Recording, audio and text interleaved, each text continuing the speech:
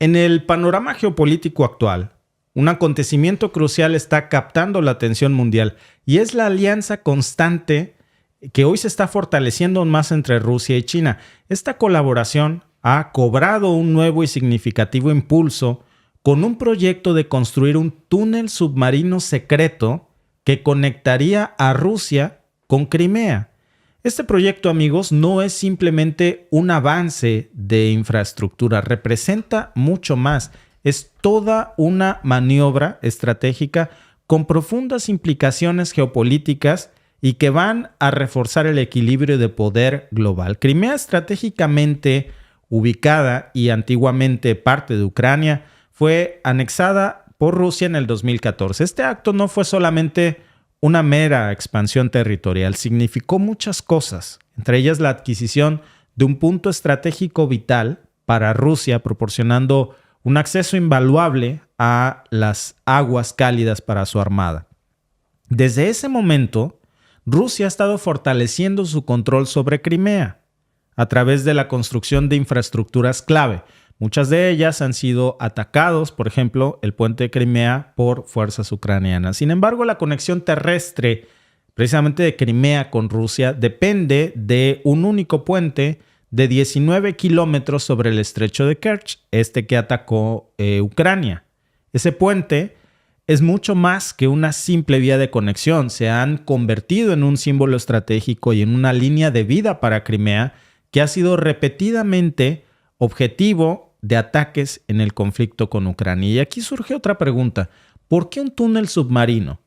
La respuesta es doble. Por un lado, buscarían diversificar y asegurar el acceso a Crimea, una necesidad evidentemente importante, dado los constantes ataques a ese puente. Y por otro lado, y aquí es donde el escenario se torna aún mucho más interesante, China aparece como un jugador clave en este proyecto.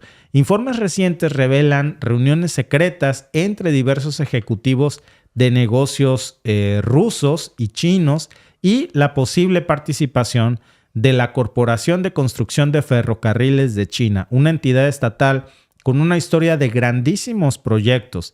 Este nuevo desarrollo sugiere una desviación significativa de la política exterior china previa respecto a Crimea y señala también un posible cambio en las dinámicas globales de poder.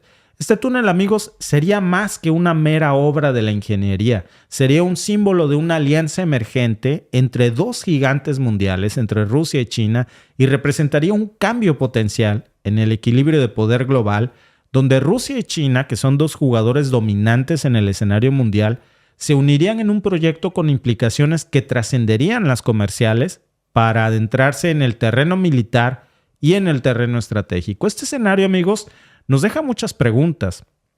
¿Cómo va a responder Occidente? Estamos hablando de un nuevo capítulo en la historia global, uno donde, por cierto, las alianzas se están basando en intereses estratégicos más que en ideologías compartidas. El desafío de construir un túnel tan monumental de esa magnitud, amigos, es inmenso. Estamos hablando de una mega obra. Imagínense si de por sí ya el puente terrestre de Crimea se consideraba una obra de la ingeniería, pues ahora imagínense un túnel subterráneo por debajo del océano de esa magnitud, de ese calado, amigos.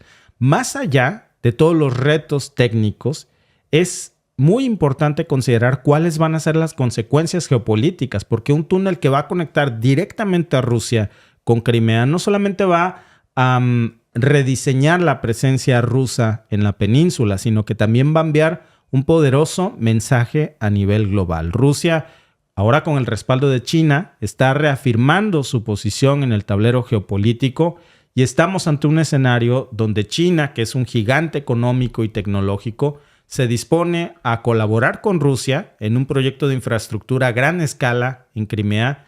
Y la pregunta es, ¿qué hay detrás de esta cooperación con sus nuevos aliados de Rusia? ¿Qué motiva realmente a estas potencias a trabajar juntas en un proyecto tan ambicioso? Yo creo que para entenderlo hay que ver un poquito más allá de la superficie y analizar cuáles son las implicaciones políticas y todas las estrategias que lleva este movimiento. Primero, hay que hablar de las historias y de los precedentes de esto. En el 2021, Esa misma empresa china, la CRCC, ya había colaborado de hecho con Rusia en la construcción de 3 estaciones y 9 túneles para el metro de Moscú.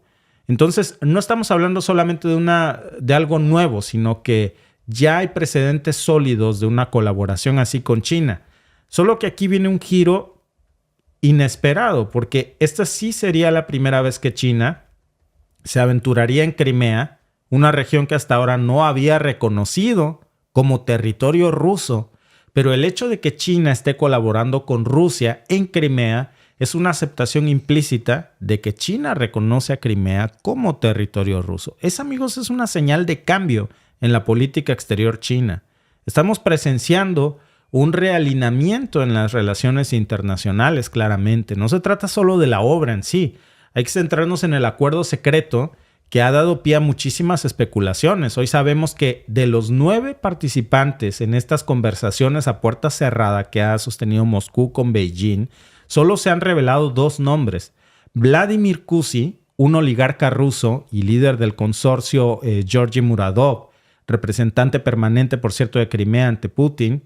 Y la pregunta es ¿por qué tanto secretismo? ¿Qué se esconde detrás de esta falta de transparencia en donde Rusia parece haber adoptado una nueva táctica para proteger sus proyectos de las sanciones occidentales y China parece estar jugando ahora en la misma línea? Pero no hay que perder de vista el telón de fondo de todos estos acontecimientos. La guerra entre Rusia y Ucrania sigue su curso. Y en ese contexto, amigos, construir un túnel en Crimea es un movimiento ambicioso en plena guerra. ¿Por qué? Bueno, primero porque un túnel va a ser un blanco fácil en tiempos de guerra. Así que seguramente ahora hay un doble desafío, porque no solamente se trata de hacer una obra monumental, sino de protegerla. Los túneles requieren de maquinaria pesada, una gran cantidad de mano de obra, y todo esto debe realizarse al aire libre. Eso pues los vuelve blancos de ataques. Y el segundo punto es el costo que va a requerir tan asombroso, tan astronómico un proyecto de esa magnitud. Hay que recordar que la construcción del puente de Crimea, nada más el puente normal, costó $3,500 millones. Ahora un puente submarino pues va a costar, imagínense, mucho más que eso. No se saben detalles de los números por la secrecía, pero la pregunta es si esa sería la razón por la que Rusia necesitaría el apoyo financiero de Beijing, si Beijing va a financiar ese proyecto a Rusia. Entonces, ¿qué gana Rusia con esto? Para Putin, la península de Crimea tiene, amigos, un significado simbólico crucial en su presidencia.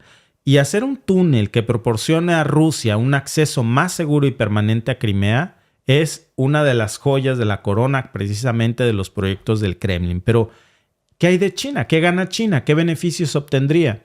Beijing, por supuesto, podría proporcionar préstamos para el proyecto a cambio de petróleo y gas ruso, por supuesto.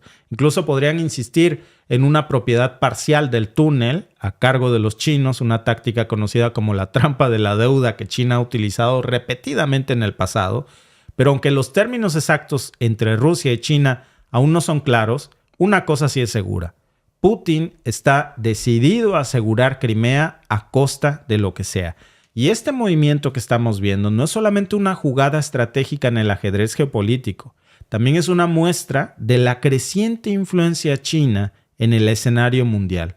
Ahora, al apoyar a Rusia en este proyecto, China no solamente está expandiendo su influencia económica, sino que también está enviando un claro mensaje político. Estamos presenciando, amigos, un cambio en las dinámicas de poder, donde antiguos rivales se convierten en colaboradores estratégicos.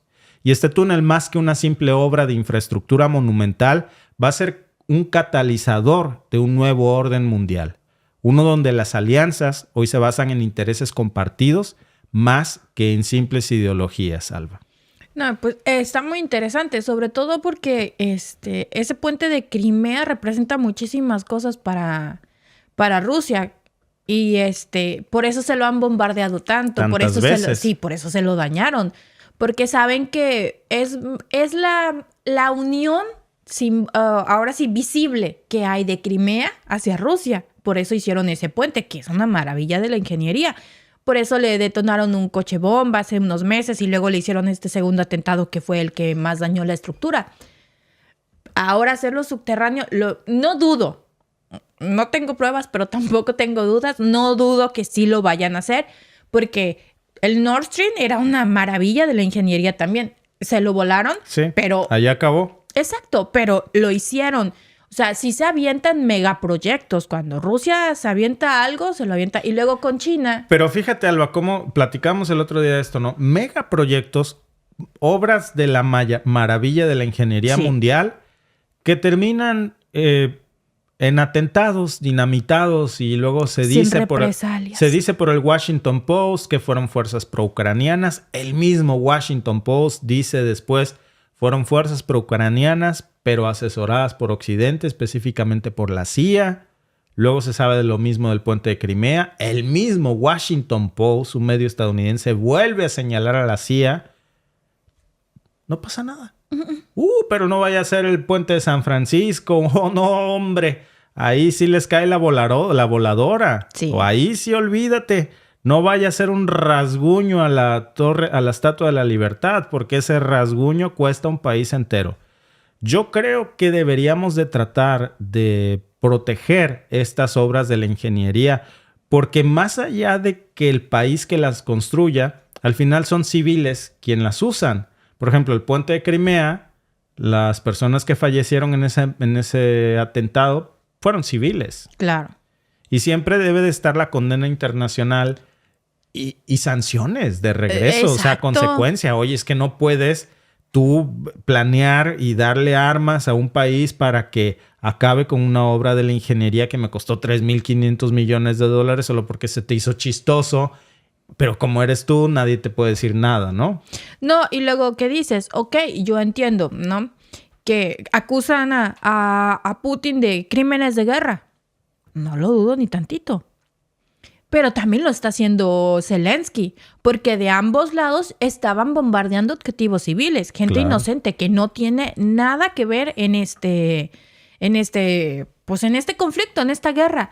Luego, cuando volaron el puente, murieron civiles que tampoco tienen nada que ver en este conflicto. ¿Dónde están las condenas? ¿Dónde están las órdenes de detención para los dos? Porque ya las hicieron contra Putin y las de Zelensky, que también está asesinando inocentes, también para Netanyahu y para los otros. O sea, hay que hacer la justicia pareja, no más para los bueyes de mi compadre. Pero ¿sabes qué, Alba? Que eso no va a pasar mientras tengamos estas instituciones internacionales obsoletas que no son más que armas de represión política. Por ejemplo, la ONU, ¿para qué sirve? Para nada. La Corte Penal Internacional no es más que un esbirro de represión política para juzgar a África en su mayoría y a uno que otro enemigo occidental. Es una manera de desperdiciar dinero. De desperdiciar dinero. Igual que la ONU, igual que... Son mecanismos de sanción occidental, no más. Pero que no procuran la justicia. De perder dinero. Son mecanismos de perder dinero. O sea, porque tienen un presupuesto. Las naciones les aportan dinero para hacer nada. Nomás para tener ahí a monigotitos con trajecitos muy elegantes y que cuestan muchísimo dinero. Tuvimos un problema terrible de salud pública en donde estuvo la OMS. ¿Cuánto se tardó la OMS en intervenir?